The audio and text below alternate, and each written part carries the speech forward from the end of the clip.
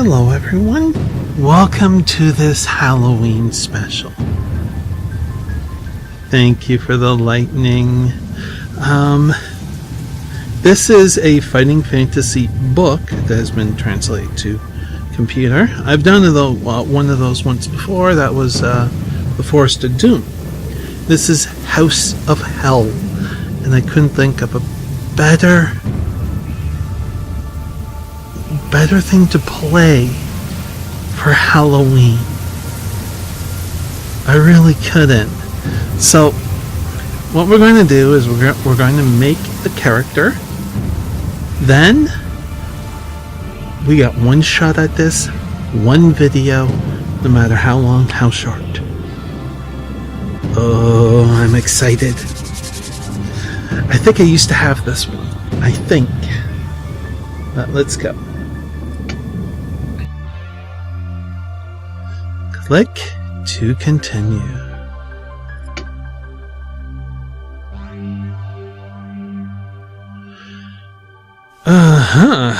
House of Hell is a fighting fantasy game book, an interactive adventure in which you are the hero. You can only win through by choosing the correct path, finding equipment, avoiding traps, and surviving combat.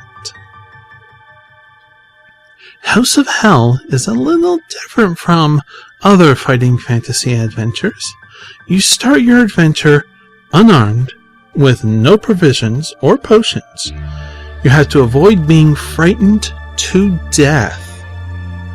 Before starting House of Hell, you must choose from one of 3 difficult settings. This gamebook has been designed for optimum challenge on hard and medium difficulty modes. For newcomers to fighting fantasy, we recommend medium or free read mode. Hard mode, which is probably the one we're going to pick because that's how it was in the book. Play House of Hell exactly how Steve Jackson designed it. Nothing has been changed from the printed version. Your starting skill is calculated by rolling 1d6 plus 6 with a -3 modifier at the beginning of the adventure due to being unarmed. Your starting stamina is calculated by rolling 2d6 plus 12, and your luck is calculated same as skill. You also have a maximum fear value. That's a new stat. That is calculated by rolling 1d6 plus 6. There are unlimited bookmarks for you too, which act like placing your fingers between the pages, which everybody who played these kinds of things, or maybe choose your own adventure, that kind of stuff, you would use your fingers and go back and forth and stuff. We're not doing that. This is like a roguelike run. That's what it is. Medium mode, nope. Free mode, nope.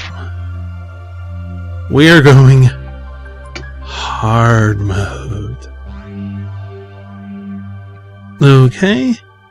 Before embarking on it, you must first determine your strengths and weaknesses. Roll for your starting skill. It's a not bad stat. Okay, roll for stamina. Oh, that is terrible. Please be a good luck. Yes!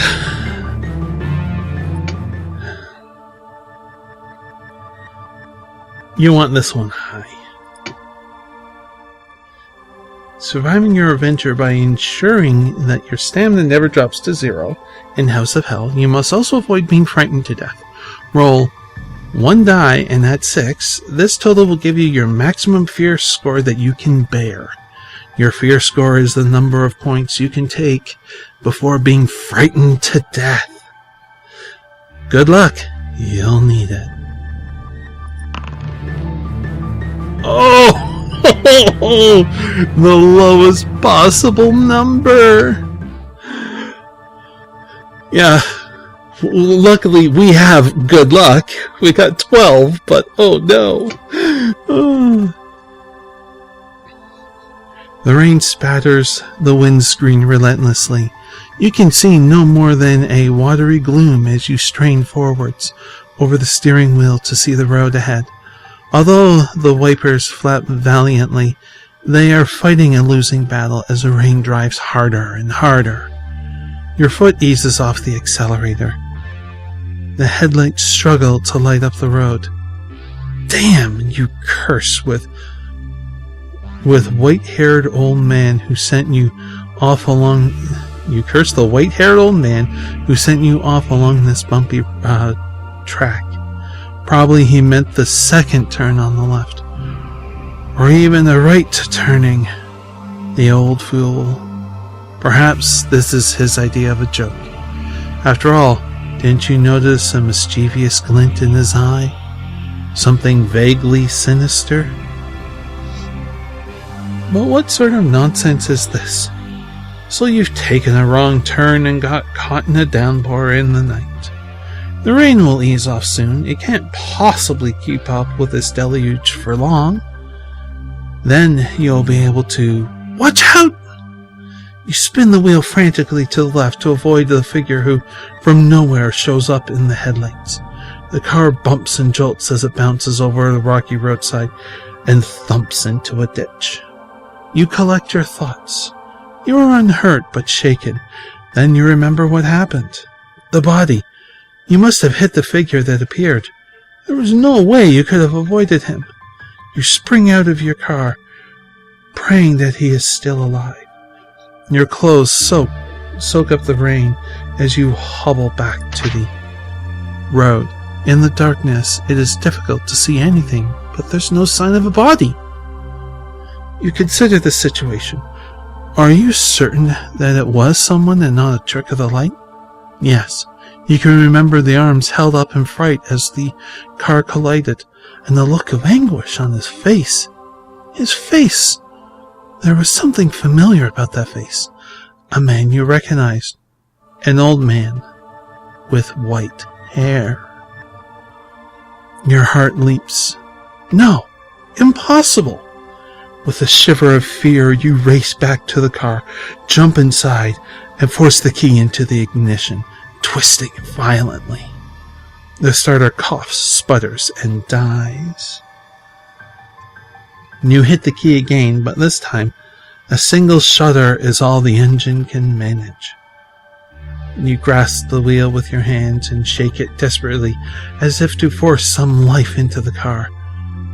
But the battery is dead. Your car is certainly not budging from this ditch tonight.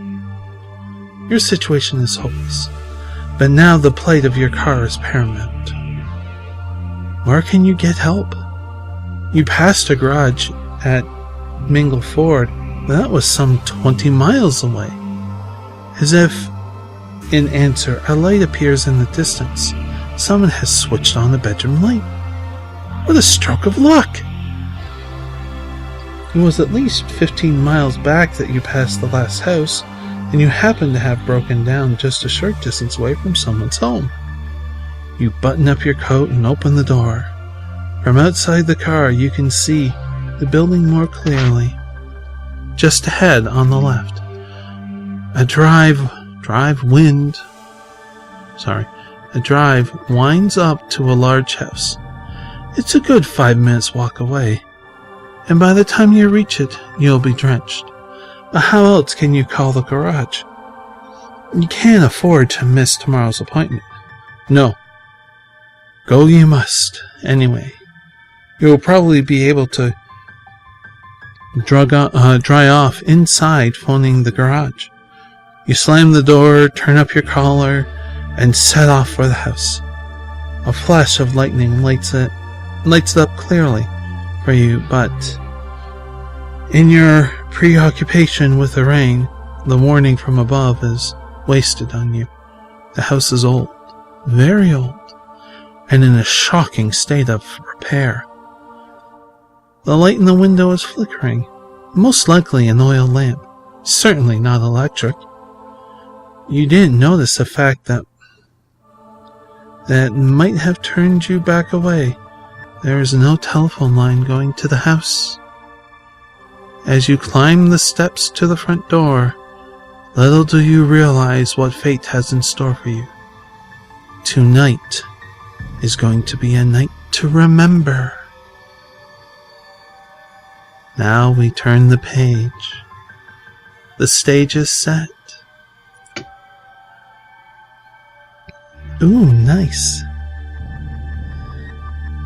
You climb the creaking steps up to the front door and pause to catch your breath. Even though you ran all the way up the drive from the car, you are soaked through. Your feet are particularly wet. Judging by the number of puddles you stepped into in the dark, the drive needs a small fortune spending on repairs. But under the porch you are out of the storm, and you brush the rain from your clothes before turning towards the door. The rain is still pelting down, but an eerie silence hangs in the air. No lights are on downstairs. You step back off the porch to check the upstairs window, which attracted your attention earlier. Nothing. No lights. The whole place seems to be deserted. But then you remember the time. 5 minutes to midnight. Everyone in the house has probably gone to bed. An owl hoots in the distance and a shiver runs down your spine. The situation is a little scary. Here you are in the middle of nowhere, at some strange run-down old house, about to wake up whoever lives inside. At midnight. They certainly won't be too pleased, but you have no choice if you're going to make your appointment tomorrow. You must reach a telephone to call for help. You step up to the front door. From the left-hand side of the house, a dull glow catches your attention. A light has been turned on. You breathe a sigh of relief. At least someone is awake. You consider your options. There is an elaborate knocker in the middle of the door, a bell pull hanging down to the right. Will you rap the door with a knocker? Turn to page? Or will you pull the cord? Alternatively, you could creep around the house to investigate the light by turning to... I think we're going to creep around the house. Let's take a look at this light. You walk from the porch around the side of the house. A light is indeed on, and it's shining through a window at the back of the building. Do you wish to go around to see if you can see anything at the window? Or will you walk up to one of the other windows along the side wall and see whether you can enter the house without anyone knowing? No, we're not going to do that. Let's check out the window.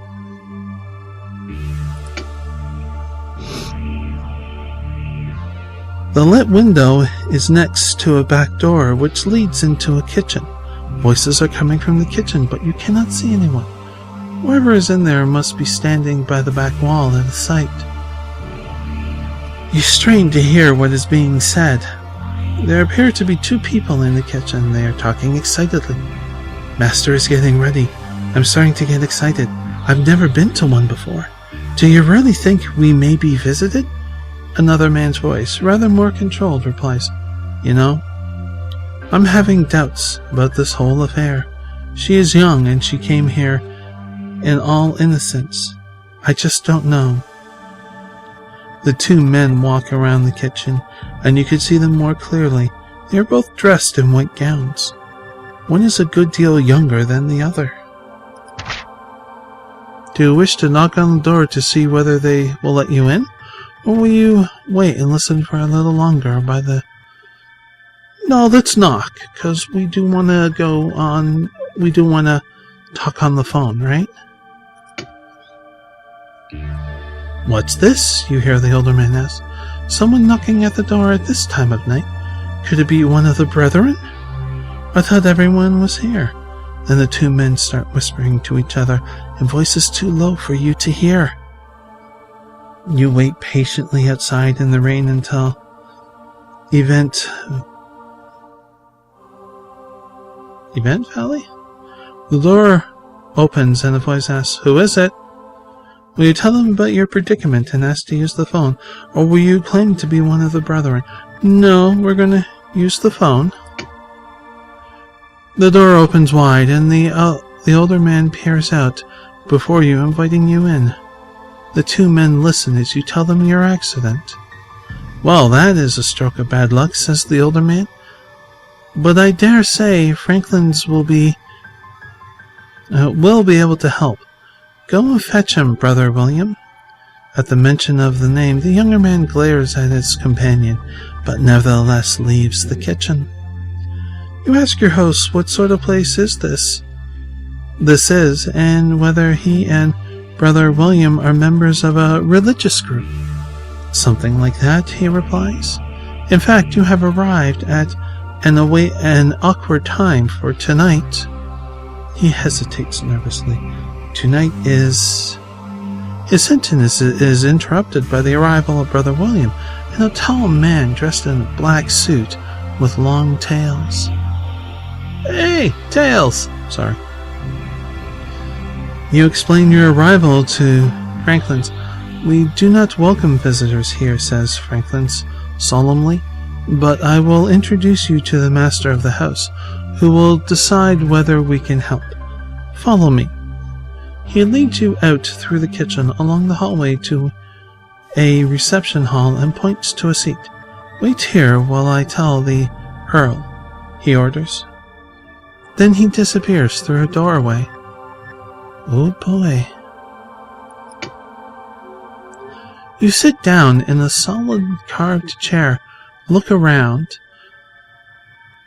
The reception hall is certainly not what you would have expected from the outside. It is elegantly decorated with rich tapestries and fine oak panels. A number of portraits line the walls. A sturdy 16th century table is set against one wall.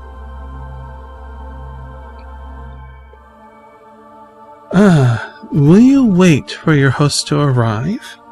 Or will you study the paintings? Alternatively, will you hunt for a telephone? We're going to look at the artwork, I think. I mean, nothing creepy has ever been done in paintings before, has it? 3 portraits are particularly interesting. Will you look at a beautiful young woman wearing a tiara, or will you look at a middle-aged portly gentleman wearing half-moon glasses? Alternatively, will you look at an elderly woman with gray hair and cold expression? Let's look at the first one, shall we?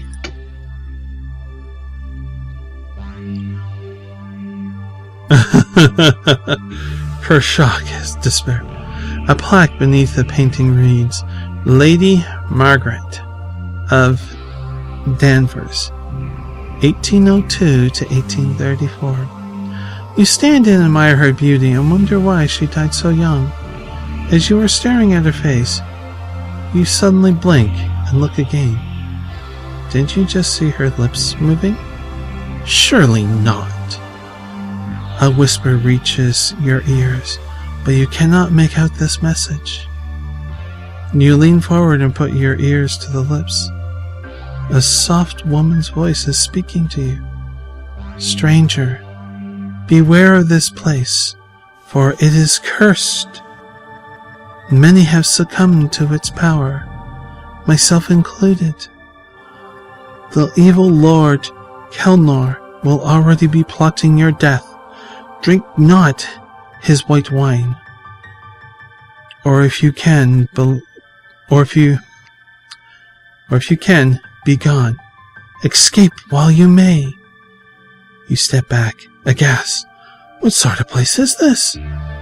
A creepy, rundown old building filled with priceless antiques and paintings which talk? A cold prickle runs down your neck, and you gain 1 fear point. Down to 6.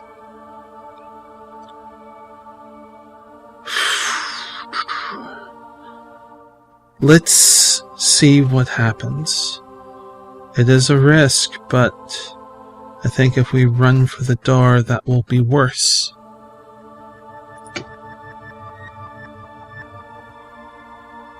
Footsteps. Someone is coming.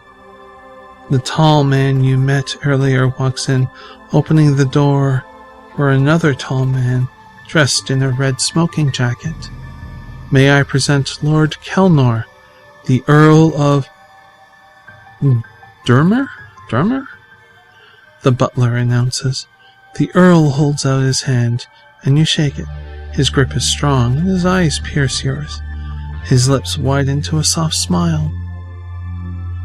You begin to tell him of your predicament, but he holds up his hand. Please. I can see that you have been caught in this filthy storm. Let us sit by the fire, and we will see whether we can help. Franklins, tell the cook to prepare some food for our visitor. You protest that you do not wish to be any trouble, but your host ignores you and leads you into a drawing room where a fire is burning. You take off your coat and sit down. The heat of the fire makes you feel comfortable once more. Franklin's returns with 2 glasses of brandy. Will you relax and drink the brandy and ask if you can use the telephone, or will you wait to see what he asks you by turning to 111? I think we should wait. We do not wish to drink. We do not wish to partake. Although brandy is not white, it's typically a golden color. Probably safe. Your host is a little annoyed by your nervousness. Come, he says.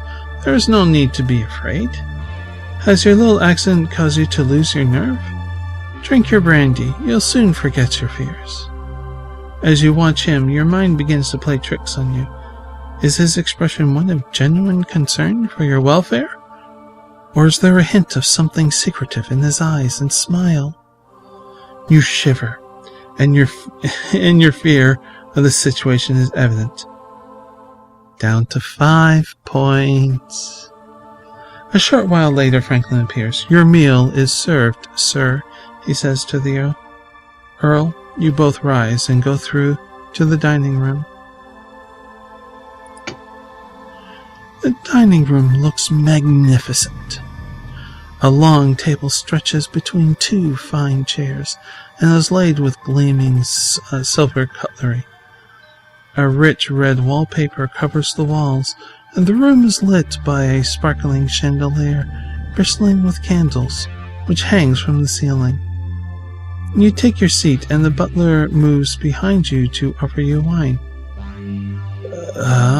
There it is. Which wine would you like to drink? I think we will prefer the red. The wine is impeccable, a fine vintage. Soup follows, and then you may choose between 2 dishes for your main course. If you would like the lamb, turn to 196, or if you prefer the duck. Oh my god, this is really good. It's making me hungry here. Alternatively, you can tell your host that you have already eaten and are not hungry. I think that will piss off the host. Let's have... I think a red wine with lamb would go very nice. Although, it would go with the duck, too. A rack of lamb is brought on a silver platter. The smell is delicious. You both start to eat and talk. Then the Earl asks you about your job and your reason for being in such an out-of-the-way place in the middle of the night. In turn, he tells you about himself and his family. The Earl of Drummer is the last survivor of his family. His estate stretches for miles around the house. At one time, the estate was prosperous, with many tenant farmers cultivating his land and providing a healthy income for his family. But things started to change. His sister died at the age of 32 under mysterious circumstances. She was found dead in a clearing in the woods with strange marks on her neck. News traveled fast, and the ignorant peasants started muttering about witchcraft and black magic. In their eyes, the house was cursed. Pure superstitious nonsense, of course. But gradually the farmers moved to new pastures, avoiding the estate. By now you have finished your meal.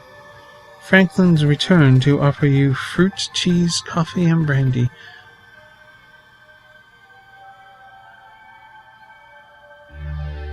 I would like all three.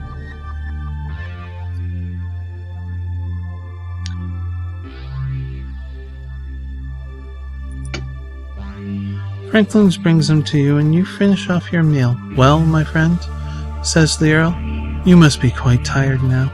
It is well past midnight. Franklin's will show you to your room. You thank him and follow the butler out of the dining room. This way, if you please, he says as he leads you up a magnificent wide staircase with carved wooden banisters. A landing at the top leads to various different rooms, each with a name plaque on the door. He takes you to the one which reads Ursimus' room, and opens the door, wishing you a good night's sleep. Turn to 5. The bedroom has been prepared for you. The room is not large, but a huge mirror appears to double its size. Crisp white sheets have been folded back on the bed, and a warm fire burns in the fireplace. The door closes as the butler leaves the room, and you walk over to the fire. Your situation is a little worrying. If you don't get going quickly, you will never make your appointment. But if it is true that there is no phone you can use, what else could you do? Maybe you should just hang your wet clothes in front of the fire and climb into bed? It's probably for the best. Let's have a sleep. I'm sure nothing bad can happen. The bed is warm and comfortable, and you soon drift off to sleep. Strange and disturbing thoughts drift through your mind. That's because he had cheese. Cheese before bed.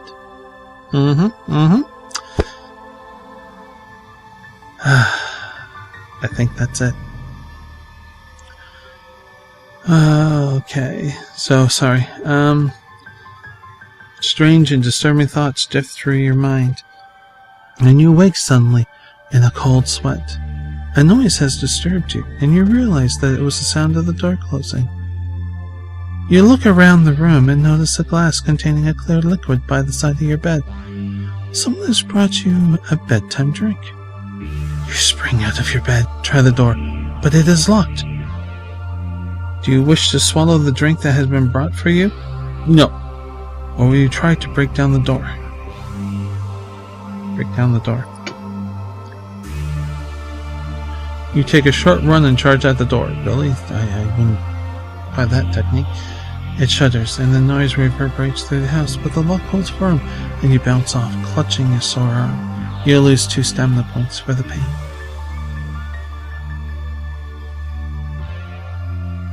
If you feel that the door is too strong and you are unlikely to break it down, turn to 158, and I believe that is the case.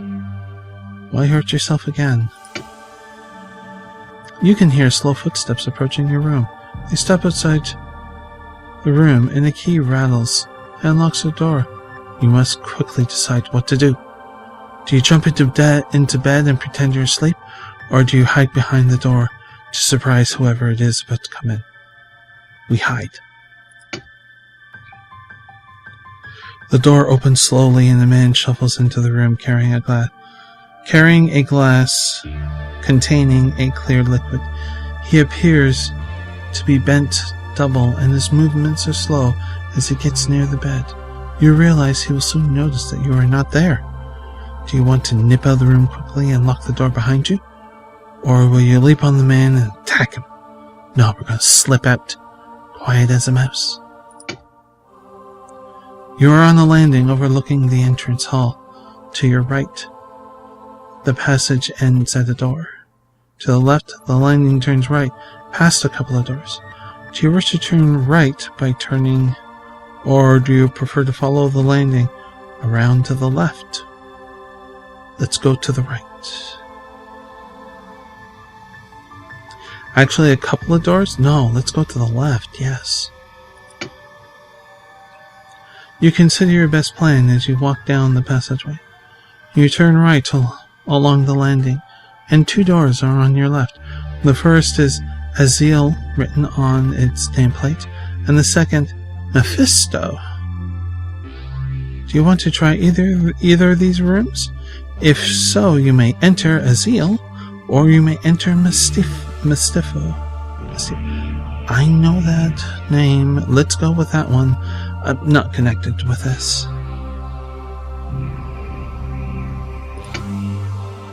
The handle turns and the door opens a little, but it is caught on something and will not open further. Do you wish to try to force the door? Or leave it and continue? No, we're going to try and push our way in. You heave the door with your shoulder. The wood creaks and it opens a little further, enough to let you into the room. It is small and bare, and a cold, damp wind swirls through it, billowing the curtains. The window pane is smashed, and the floor beneath the window is sodden from the rain. You look around, but there is nothing unusual in the room, apart from a frayed length of knotted rope. You take this with you and leave. As you pull the door to you, you find a piece of glass wedged underneath it, which was making it stick. You turn left out of the room, continue along the landing. You walk up to the 2 doors in the corner of the balcony.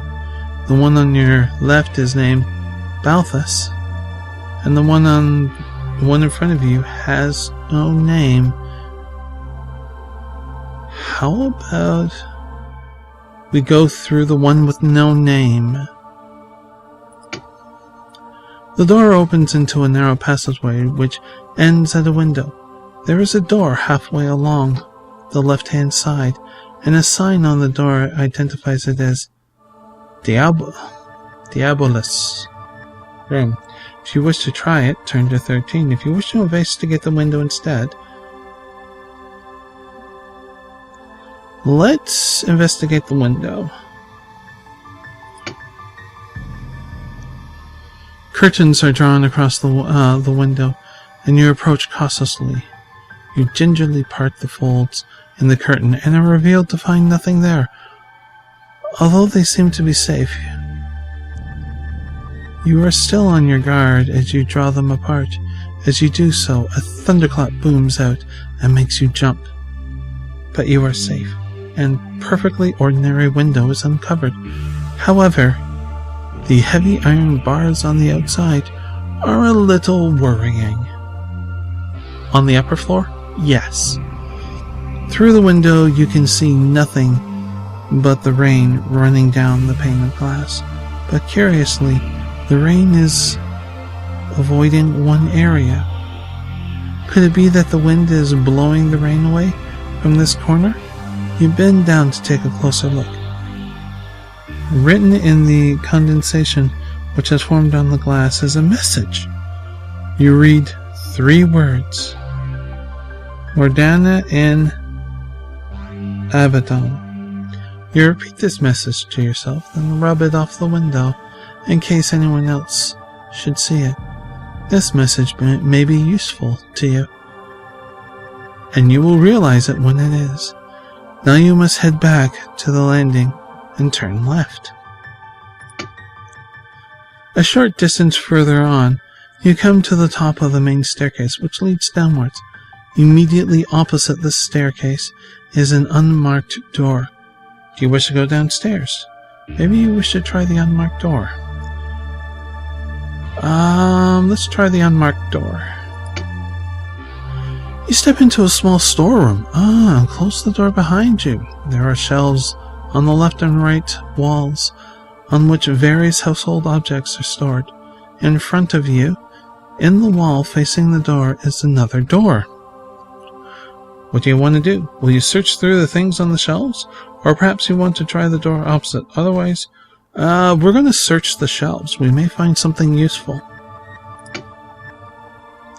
Various items of crockery and cutlery and food are kept in the storeroom, including a sharp meat knife, which you hide under your coat to use as a weapon. In the future, this sharp knife adds 3 skill points. We got rid of that -3 that we start with. Yes. On one shelf, you find several cloves of garlic, which you also take. There is also an unlabeled bottle of white liquid on another. If you wish to drink the liquid, no. If you would prefer to ignore the liquid and try a door, okay. Let's try the door at the back of the storeroom. We're not drinking that white liquid. You step out of the storeroom into a hallway. To your left, the hallway ends at a door which leads to the Shatton room? You wish to try the door. Almost opposite is the Ammon room, which you may enter.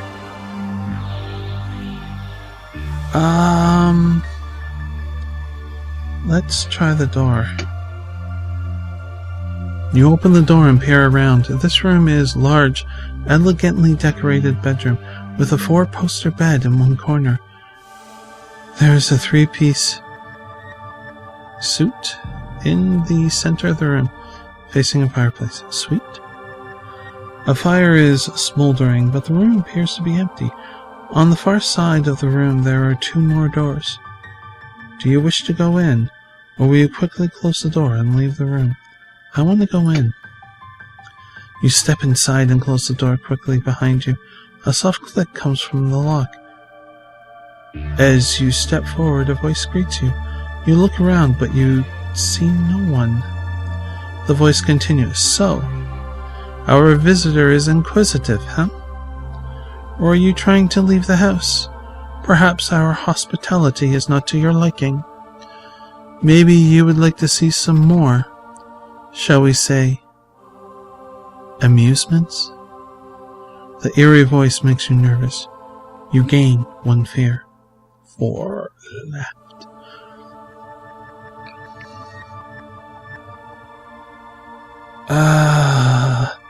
Let's try and put on a brave face. In front of you is a high-backed armchair facing the fire. With its back towards you, a figure rises itself from the chair and turns to face you. The man is tall and pale, with jet black hair. He wears a long black cape, fastened across the neck with a gold clasp. Yes, he says. So far you have fared well against the occupants of the house, but I believe you will find your run of luck has come to an end. Step forward so I can see you.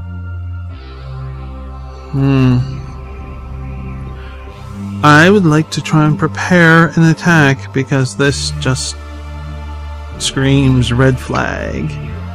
How will you attack the web? Let's try garlic. Because I'm thinking vampire. I mean, aren't you? Do you have any garlic with you? If so, turn to 361.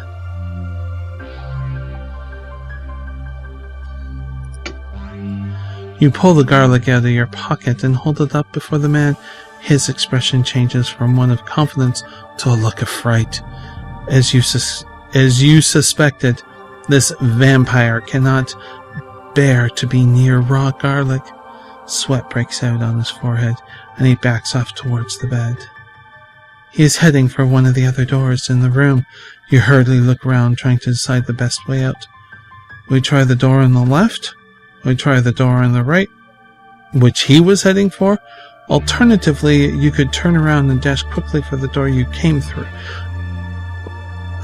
See, we heard a click of a lock, so I don't want to head for the one that... no, we're going to head for the one that he was heading for.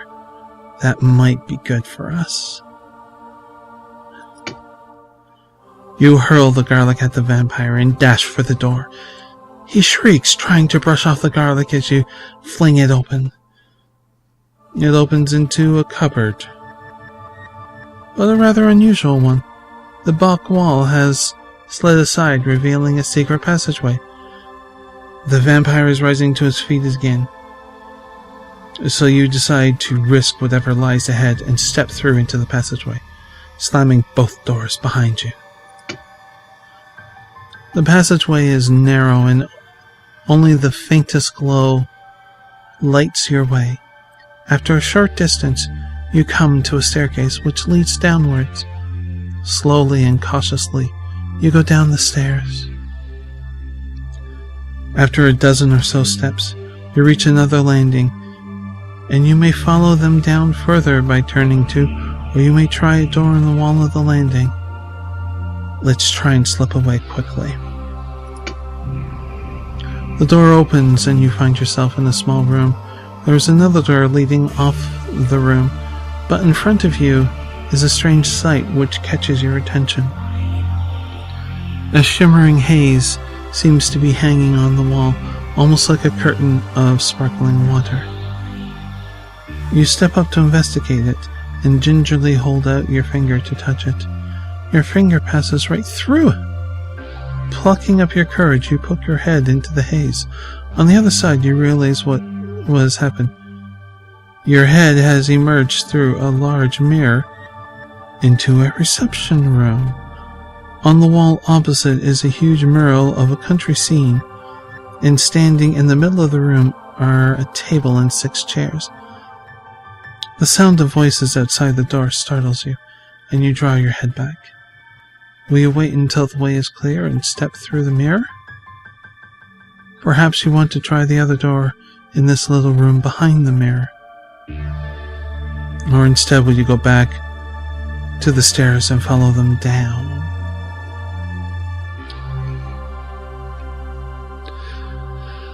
Oh, let's step through the mirror.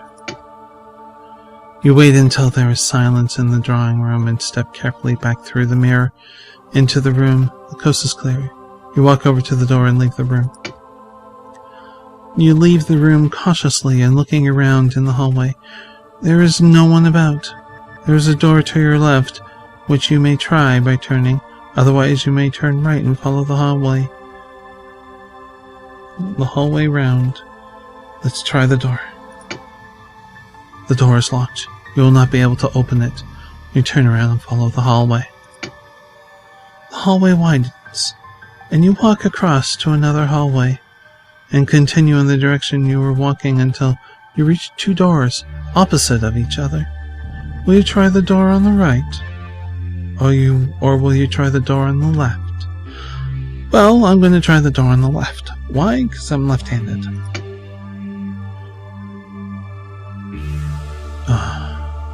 The door is locked. The handle and lock are part of the ornate metal plate.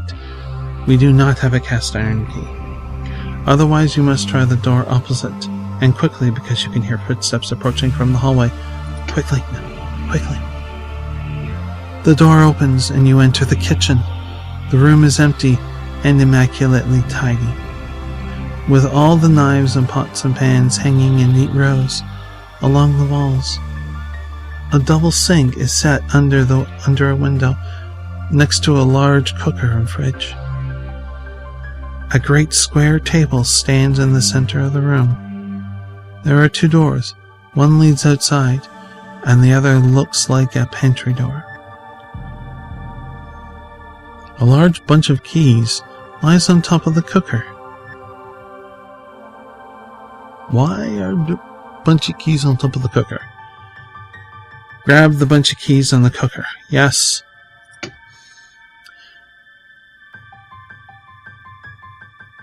You pick up the bunch of keys and start to flick through them. Ah! You scream loudly and drop the keys on the floor, for they are red hot and you have severely burned your hand. Well, that was silly. You didn't tell me the cooker was on. You were using your weapon hand and must lose 3 stamina points and 2 skill points. But if you wish, you may test your luck. Well, this is our first test luck. Guess what? We automatically pass.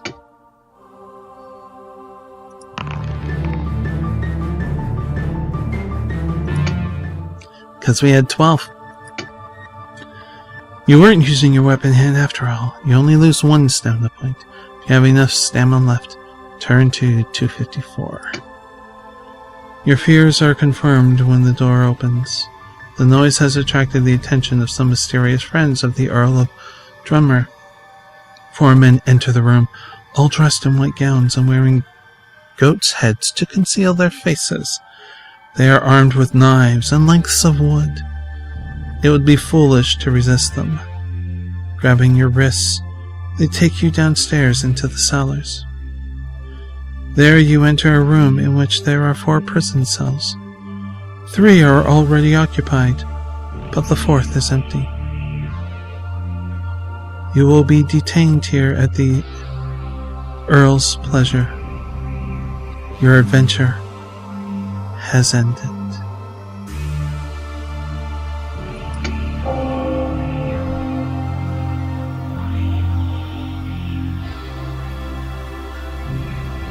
Not bad. Not bad at all. I think that was pretty good. Well, I do hope that you enjoyed this little Halloween special video. Honestly, I was really looking forward to this once I thought of it. This is just like awesome.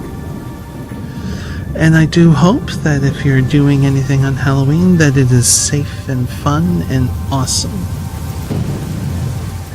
And until the next we meet, please do be safe, everyone.